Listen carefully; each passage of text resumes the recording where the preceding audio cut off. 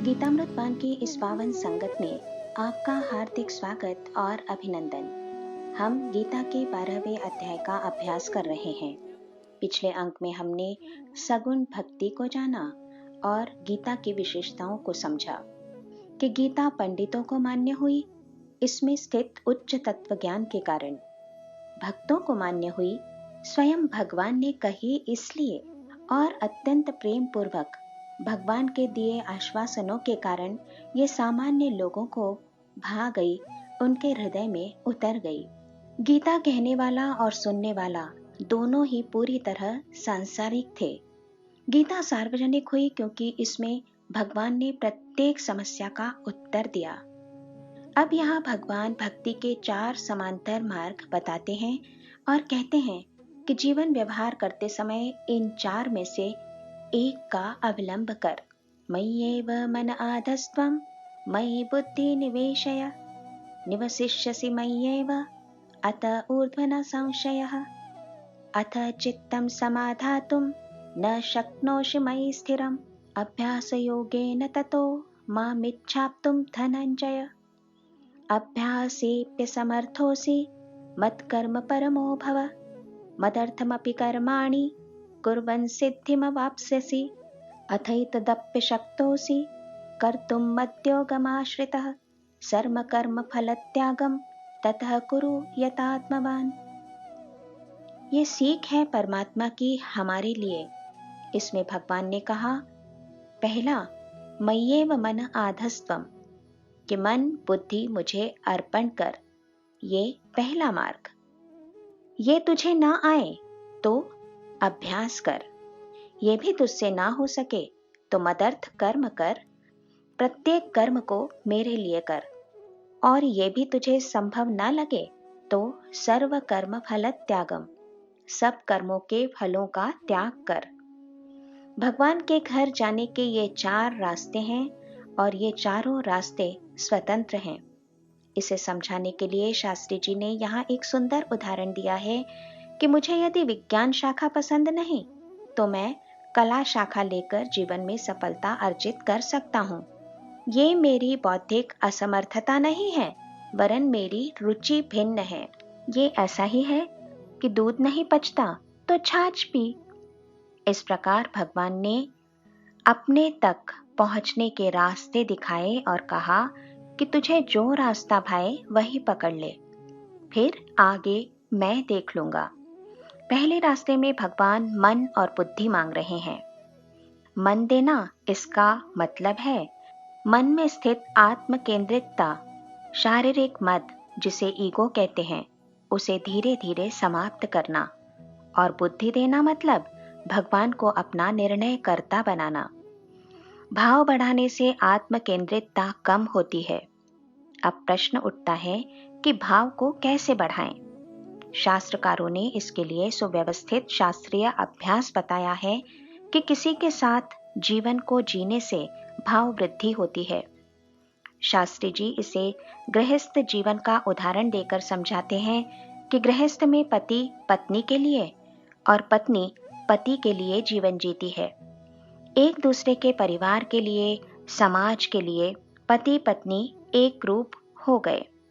फिर किसके लिए जीवन हो? अब बच्चों के लिए जीवन जियो। कालांतर में एक समय आता है कि बच्चे बड़े हो जाते हैं। अब उन्हें माता पिता की आवश्यकता नहीं। शास्त्री जी कहते हैं कि अब पटरी बदलो, वरना ईश्वर का होने की संधि गंवा दोगे। वानप्रस्थ आश्रम में ईश्वर के लिए जियो, समर्पणात्मक जीवन जियो, समर्पणात्मक क्रिया करो। इस तरह आगे बढ़ो। ईश्वर के पास जाने का ये रास्ता बहुत सुंदर है, आसान है, लेकिन इसके लिए मन का विकास होना चाहिए। ईश्वर के प्रति तल्लीनता निर्माण होनी चाहिए। शास्त्री जी कहते हैं कि मय्येव मन आधस्त्वम, ये अथ चित्तम का मार्ग है। भगवान दूसरा रास्ता दिखाते हैं कि तू अभ्यास कर। मन में प्रश्न उठता है कि अभ्यास कर माना क्या करूं? शास्त्री जी ने इसका उत्तर दिया है कि अभ्यास कर माना अपनी वृत्ति को बदल, बुद्धि को बदल, अपने जीवन को दैवीय बना। जीवन में सबसे बड़ा प्रश्न होता है कर्तृत्व का। मैं करता हूँ, ये एक बड़ा भ्रम है। यही भ्रम हमें परमात्मा से अलग करता है। ऐसी स्थिति में हम साबित करते हैं कि जो अच्छा हुआ वो मैंने किया और जो बुरा हुआ वो तो प्रारब्धवश घटित हुआ। इसलिए कहा, प्रथम ये वृत्ति बदल कि मैं करता हूँ। गुणा गुणेषु वर्तते इति मत्वा न सज्जते। ये मानने के लिए हमें समय लगता है कि सब कुछ ईश्वर नियोजित है और उसी के द्वारा कार्यान्वित होता है। लेकिन ऐसा मानने से क्या हुआ? हमने अपना मैं कम किया। जीवन में एक अन्य प्रश्न हमें सताता है, वो है चिंता। यहाँ शास्त्री जी ने खरी खरी बातें कही हैं कि मनुष्य को लगता है कि चित्त है तो चिंता तो होगी ही। चिंता करने में मनुष्य को एक प्रकार का गर्व महसूस होता है कि मैं किसी की चिंता कर रहा हूँ और कोई मेरी चिंता कर रहा है। शास्त्री जी कहते हैं कि चिंता करनी है तो अपनी करो, कि मैंने अमूल्य जीवन की धरोहर पाकर ऐसा कुछ किया कि वहां जाने पर स्वर्ग द्वार कपाट पाटन पटु हो सके।